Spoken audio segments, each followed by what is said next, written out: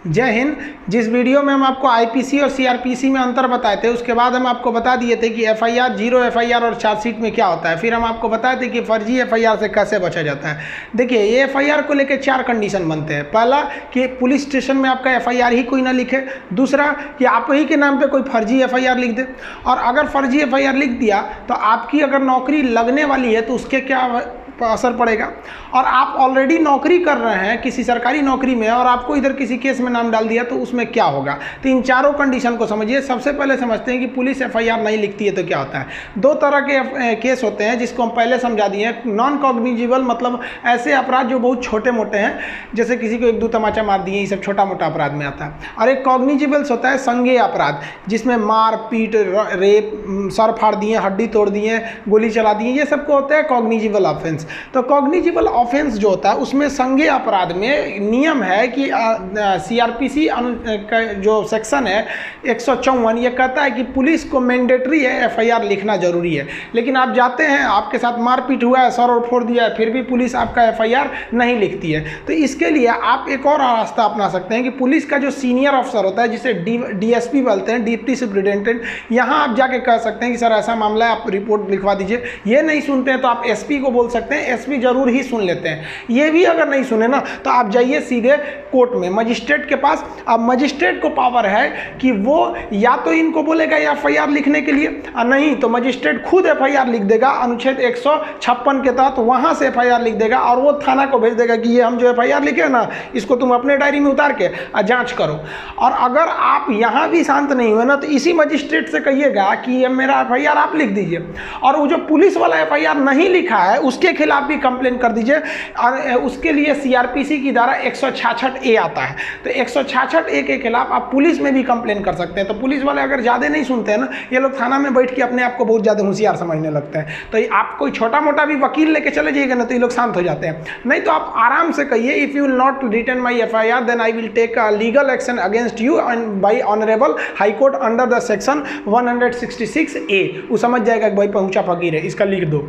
अब समझते हैं आपके ऊपर किसी ने फर्जी एफआईआर लिख दिया। तब अगर फर्जी एफआईआर लिखा गया है और संगीन अपराध में होता क्या है कि गांव में मारपीट हो गया, कहीं किसी का सर फूट गया, हाथ टूट गया, अब वो क्या करता है ना, 10-20 आदमी का नाम डाल देता है। अब उसमें नाम डाल दिया तो भाई उसके साथ जो अपराध हुआ है वो संगीन है, उसमें आपकी गिरफ्तारी होगी बिना आपको वारंट दिखाए। छोटे मोटे अपराध नॉन कॉग्निजिबल में आप पुलिस से मांग सकते हैं वारंट, लेकिन कॉग्निजिबल में पुलिस वारंट नहीं दिखाएगी, उठा ले जाएगी, एफआईआर हो गया है। तो उसने तो उसको मारपीट हुआ है, लेकिन आप नहीं थे, आपकी दुश्मनी थी या फिर जलता था तो आपका नाम दे दिया उसमें, तो वो फर्जी एफआईआर है। तो अब आपको पुलिस खोजने लगेगी, उठा ले जाएगी, तो आपको गिरफ्तारी का खतरा हो गया है। तो इसके लिए क्या कहिए, आप अपने किसी संबंधी को, पिताजी या किसी को भी आप डीएसपी ऑफिस या फिर एसपी ऑफिस में ले जाइए, वहाँ आप दस्तावेज दीजिए, प्रूफ दीजिए कि हाँ सर ये जिस समय घटना हुई थी वो इस समय नहीं थे। आप अगर नहीं इन्वॉल्व थे तो कोई ना कोई तो प्रूफ होगा ही आपके पास कि उस समय हम यहाँ थे। मान लीजिए आप किसी दोस्त के पास थे तो उस दोस्त को ले जाके आप अपने पिताजी के साथ या किसी दूसरे के साथ इन लोग के पास भेजिए। ये नहीं कि अपने चल जाए, साहब हम नहीं थे तो उठा के डाल देगा सभी, सब अपने में मिले रहते हैं सब। तो इन लोग को आप ले जाके कर सकते हैं। एसपी बहुत अच्छा से सुनते हैं, क्योंकि एसपी को खरीदना बहुत बड़ा, वो बहुत बड़े बड़े लोग का, फिर यहाँ मंत्री लोग का सोर्स चलता है एसपी के पास, नॉर्मल आदमी का नहीं चल पाता। तो ये आपकी बात को सुन सकते हैं। और इन लोग के पास, दोनों लोग के पास ऑर्डर होता है कि नो अरेस्टिंग का आदेश जारी कर सकते हैं, अभी इन्हें अरेस्ट नहीं किया जाए। लेकिन अगर मान लिया कि ये लोग भी अगर आपकी बात नहीं सुन रहे हैं, तब क्या कीजिएगा, तब आप चले जाइए एंटी सेपेटरी बेल लेने के लिए। आप अगर गिरफ्तार नहीं हुए हैं तो आप वकील को करिए तुरंत अपने डिस्ट्रिक्ट कोर्ट में एंटी सेपेटरी बेल, जिसे कहते हैं अग्रिम जमानत, ले लीजिए। हमारे ऊपर भी कई जना लोग ने फर्जी एफआईआर कर दिया, कोचिंग में पढ़ाते रहते तो उल्टा सीधा काम कर देता है सर। फर्जी एफआईआर लिख दिया, एफआईआर हो गया हमारे नाम पे, पुलिस आई गिरफ्तार करने के लिए, पुलिस करिए खान साहब हम आपको गिरफ्तार करेंगे। हम कहे मत करिए महाराज, हम लेके चल आते हैं एंटी सेपेटरी। तो कहा ठीक है जाइए लेते ही। तो देखिए पुलिस को भी पता है कि कौन क्राइम किया है कौन नहीं किया, खुद पुलिस बोल रहे थे कि आप लेते आइए यहाँ पे। तो हम गए वहाँ पे, देखिए हमारे ही फोटो है, शायद यही कपड़ा भी पहने हैं क्या, नहीं दूसरा है, मिलता जुलता है। तो वहाँ पुलिस के, वहाँ गए कोर्ट के पास, तो जज पता है, देखिए कानून अंधा होता है, जज अंधा नहीं होता है, सब समझता है। तो हमको एंटी सेपेटरी बेल दे दिए। तो हम एंटी सेपेटरी बेल लेके आ जाएंगे ना, अब पुलिस के सामने घूमते रहेंगे तो पुलिस गिरफ्तार नहीं कर सकती हमको। अब पुलिस केवल सबूत इकट्ठा करेगी या जज को दे देगी, वहाँ पर एंटी सेपेटरी बेल आपके पास रहना चाहिए। लेकिन क्या होगा कि आप एंटी सेपेटरी बेल भी नहीं लिए हैं, आप पुलिस, डीएसपी, एसपी भी आपकी बात नहीं सुने, आप कहीं घूम रहे हैं, आपको पुलिस पकड़ ले गई। अब तो डाल देगी जेल में। जब जेल में डाल देगी तो उसके लिए भी आपको बेल लेना पड़ेगा। आप उसके लिए भी बेल ले सकते हैं, उसे कहते हैं रेगुलर बेल। ये थोड़ा लंबा प्रोसेस होता है। एंटीसिपेटरी आसान होता है, तुरंत मिल जाता है कि भाई साहब हम नहीं किए हैं जज साहब, हमको थोड़ा समय दे दीजिए, हम आपको हम जब तक हम अपनी बेगुनाही का सबूत आपके पास लाएंगे। तो आपको जो है ना बेल आराम से मिल जाता है। लेकिन इसके बावजूद ना आप बेल मिल जाना मतलब ये कहाँ का नियम है कि आप निर्दोष है ना, मौत आपका अभी भी है, बस बेल का मतलब कि इसे गिरफ्तार मत कीजिएगा, कोर्ट आदेश दे देती है। अब आपको साबित करना पड़ेगा कि नहीं ये फर्जी एफआईआर है। तो इसके लिए दो रास्ते, आप दोनों के बीच में कॉम्प्रोमाइज कर लीजिए कि देख भाई हमको काहे लिए फंसा रहा है, उल्टा सीधा हम नहीं थे। कभी कभी अज्ञानता में भी लोग जब किसी को मार धाड़ कर दीजिएगा तो बहुत गुस्सा में रहता है, जो मिलेगा नोच लेगा, उसको नाम डाल देता है, बाद में उसे भी एहसास होता है कि नहीं ये व्यक्ति नहीं था। तो कॉम्प्रोमाइज कर लेते हैं लोग, तो यहीं पे खत्म हो जाता है। लेकिन कॉम्प्रोमाइज नहीं करेगा ना, तब आप जाइएगा, देखिए हम लिख दिए सीआरपीसी की धारा 482, इसके तहत आप हाई कोर्ट जाइएगा। देखिए भले ही हम सुप्रीम कोर्ट का फोटो लगा दिए, लेकिन हाई कोर्ट जाना पड़ता है 482 के तहत। और हाई कोर्ट में आप अपने लीगल दस्तावेज दीजिएगा कि देखिए सर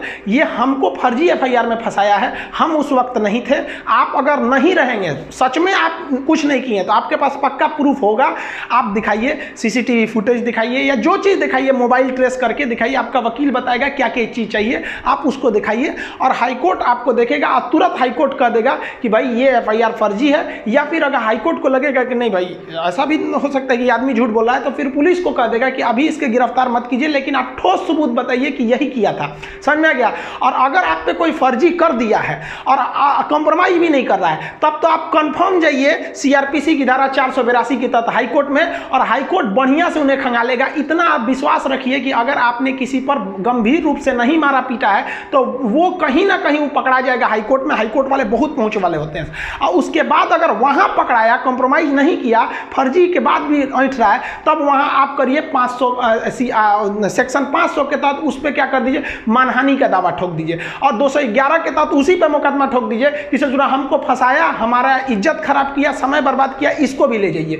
तो जब आपको कॉम्प्रोमाइज कर ले रहा है डिस्ट्रिक्ट लेवल तक ही, तब आराम से रखिए। हाई कोर्ट ले गया तो फिर उसको भी नहीं छोड़िए। इतना समझिए कि सत्य परेशान हो सकता है, पराजित नहीं हो सकता है, कुछ भी हो जाए। देखिए सुशांत सिंह मैटर का भी 2 महीना तक लेट हुआ, लेकिन अभी सीबीआई जांच लग गई है, वो भी कहीं ना कहीं निर्णय पे आ जाएगी। तो इस तरह से आप समझे कि पुलिस लेवल पर या फिर डिस्ट्रिक्ट लेवल पर या हाईकोर्ट लेवल पर किस तरह से अपने ऊपर किए गए फर्जी एफआईआर को आप निरस्त करा सकते हैं। देखिए मान लीजिए कि अगर एफआईआर सच का हो गया या फर्जी हो गया, उससे बहस नहीं है, हो गया, अब नौकरी पे क्या असर पड़ेगा। तो पहले समझते हैं कि वैसा व्यक्ति जो ऑलरेडी कोई नौकरी कर रहा है, मान लीजिए कोई स्कूल का प्रिंसिपल है और उन्होंने किसी का मार के मुंह हाथ तोड़ दिया, तोड़ा है या नहीं तोड़ा है अलग बात है, उन पे एफआईआर हो गया, तो क्या उनकी नौकरी चली जाएगी? देखिए एफआईआर हो जाने से नौकरी नहीं चली जाएगी, लेकिन अगर उन्हें पुलिस ने गिरफ्तार करके जेल डाल दिया है तो विद्यालय, सरकारी जो स्कूल होते हैं, वो उन्हें सस्पेंड कर सकता है, कर नहीं देता है, कर सकता है। क्यों? क्योंकि क्या होता है कि जब व्यक्ति पर मुकदमा चल रहा होता है और वो जेल में गया रहता है, तो क्या होता है कि अगर उस अपने पद पर रहा तो उस पद का वो दुरुपयोग कर सकता है। जैसे प्रिंसिपल है तो थाना में जाएगा तो लोग उसको बैठने के लिए देंगे, बैठे बैठे प्रिंसिपल साहब, पता चला कि उनका मुरी फोड़ के आया, उसको थाना में बैठाया जाएगा, तो सस्पेंड कर दिया जाता है। तो क्या कहेंगे, हम सस्पेंडेड प्रिंसिपल है, तो दाना वाला कहेगा खड़े रहो, तो सस्पेंडेड प्रिंसिपल है यहाँ पे। तो आप अपने पद का दुरुपयोग ना करें, इसलिए यदि आपके ऊपर कोई खतरनाक एफआईआर है तो डिपार्टमेंट आपको, मतलब आप अपने पद का दुरुपयोग ना कर सके इसलिए सस्पेंड कर सकता है, जनरली करता नहीं है। लेकिन अगर आपको कोर्ट ने सजा सुना दिया ना, तब आपकी नौकरी खत्म, अभी भी खत्म नहीं होगी, फिर आपको सस्पेंड किया जाएगा।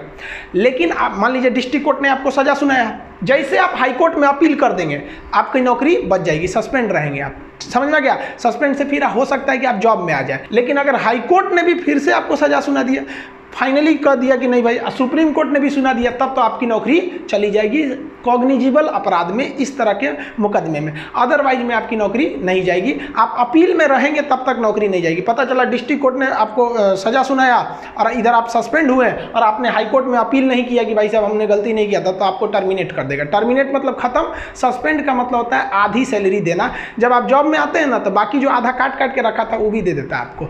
वो कई इसके कुछ लंबे प्रोसेस होते हैं। अब बात करते हैं स्टूडेंट लोग के लिए कि स्टूडेंट के ऊपर एफआईआर हो गया तब उसका जॉब लगेगा कि नहीं। यहाँ स्टूडेंट का 2 चीज़ें होती हैं। मान लिया कि उसने फॉर्म भरा था, फॉर्म भरने के बाद एफआईआर हुआ है, एक ये कंडीशन। अब पता चला फॉर्म भरने से पहले ही एफआईआर हो गया, मुकदमा चल रहा है, तब कंडीशन। देखिए, अगर आप कोई चीज़ अगर आप फॉर्म नहीं भरे हैं और उसके फॉर्म भरने से पहले ही आप पर कोई मुकदमा है या कोई एफआईआर है, तो फॉर्म भरते वक्त ही आपसे पूछ लेता है कि आप पर कोई मुकदमा या एफआईआर नहीं ना है, तो उस पर क्लिक करके उसका आप डिटेल दे दीजिए, आपकी नौकरी पर कोई इफेक्ट नहीं पड़ेगा। अगर मान लिए कि आपने फॉर्म भर दिया है, आप तो एकदम टेंशन फ्री थे, अब एग्जाम के 10 दिन पहले या कुछ दिन पहले मार हो गया, उसमें आपका नाम आ गया, अब कहाँ से करिएगा, आप तो फॉर्म भर दिए, एडमिट कार्ड भी आ गया होगा। तब जब आपकी ज्वाइनिंग लगेगी ना, तो ज्वाइनिंग के समय आपको हलफनामा देना पड़ेगा। हलफनामा मतलब स्टैम्प पेपर पे लिख के देना पड़ेगा कि फला केस में हमें फर्जी फंसाया गया था, हम अपनी बेगुनाही का सबूत डिस्ट्रिक्ट कोर्ट में दे चुके हैं, यहाँ मुकदमा चल रहा है। आपकी जॉब हो जाएगी, कोई दिक्कत नहीं है, लेकिन वहाँ लिखवा लिया जाएगा कि अगर यहाँ से आप दोषी करार दिए गए ना, तो यहाँ से निकाल दिया जाएगा। तो अगर यहाँ से आप अपराध मुक्त हो गए तो आप नौकरी करते रहिएगा, और इसमें अगर सजा सुना दिया तो आप चल गए, नौकरी से खत्म कर दिया जाएगा आपको। तो आई होप आप ये सब चीज़ों को समझ गए होंगे। इसको लिखवाने वाला चीज़ जो अभी जस्ट इस 1 से 2 दिन के अंदर आपका ऐप लाएंगे, तो उसमें एप्लीकेशन में हम आपको इसका A to Z डिटेल से लिखवा देंगे कि पूरी CRPC, क्योंकि ये दरोगा के एग्जाम में खास करके इस यूपी दरोगा में ये सब पूछेगा आपका IPC और CRPC का क्या क्या चीज़ें होंगे। तो उसमें आपको एकदम A to Z PDF note test वगैरह के साथ आपको मिलेंगे नेक्स्ट वीडियो में। तब तक के लिए जय हिंद।